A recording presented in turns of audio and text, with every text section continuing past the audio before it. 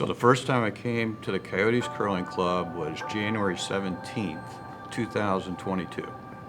My late wife, she passed away about 3 years ago, and that was in May of 22.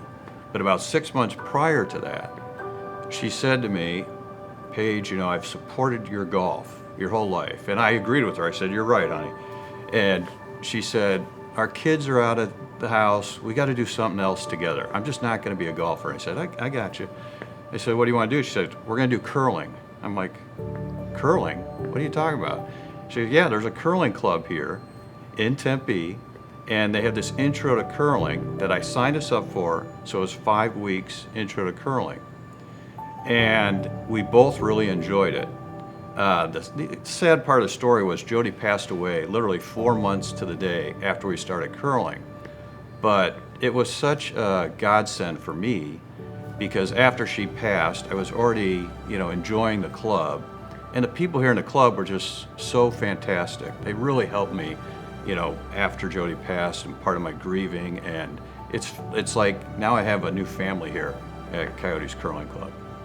So I started to get into the competition. That really drove me to start coming here more, playing more, getting to know people more. And every time I'm here, it's just, it's a great escape, like we always want with our hobbies or things that we're passionate about. The thing about curling, it's the team dynamics. There's two aspects to this game. The individual component is obviously when you're throwing the stone, you want to feel like you want to make sure you make a good shot and not let the team down. But the other part is there's 4 on the team. And when you're only throwing 25% of the time because there's 8 rocks and you throw 2, it's the rest of the time that you're trying to also help the team.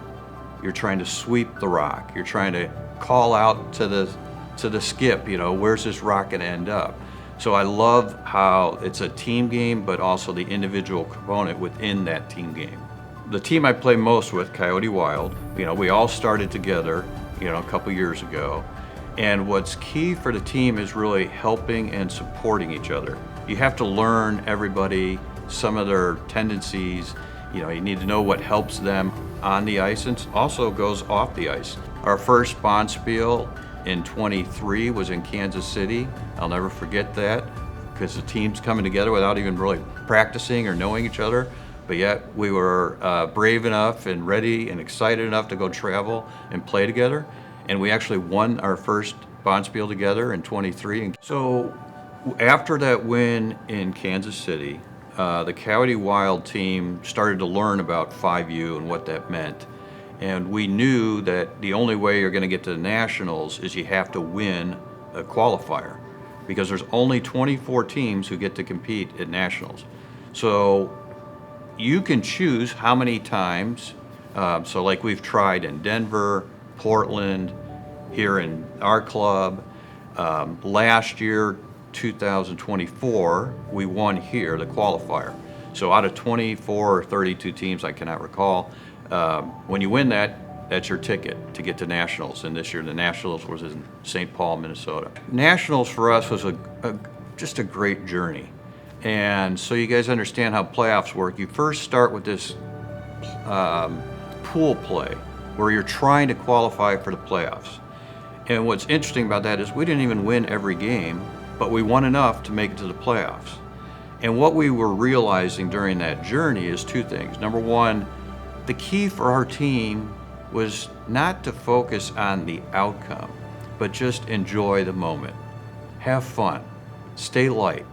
It's just enjoy yourselves out there on the ice. One of my favorite moments was during pool play at Nationals when we lost. And I told Coach Sigans, Mike Sigans, I said, I got to watch that game because that's my nature. I always want to go home, analyze a game, try to figure out, is there anything I can do for my performance, for the team performance? Can I help somebody? And Coach said, no, you're not watching that until after this whole thing is done. Said, that doesn't matter. All that matters is you put it behind you and just do the best you can the next game. And I think that was an aha moment for me, and I think it was good for the team as well. Just like, all right, put that loss behind you, just relax, go have fun, see what happens the next game. When we look at nationals, and first we had to get through a tough game in the semifinals.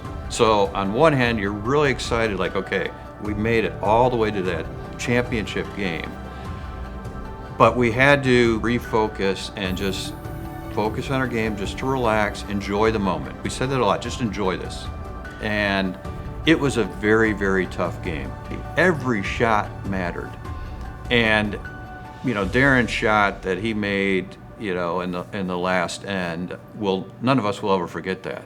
It was just a perfect shot at the perfect moment, and that's really how we got that win in the end. And then when we got back to the club, it was almost surreal. Like we couldn't believe what we just did. And it still sometimes doesn't really sink in, that we won that national championship.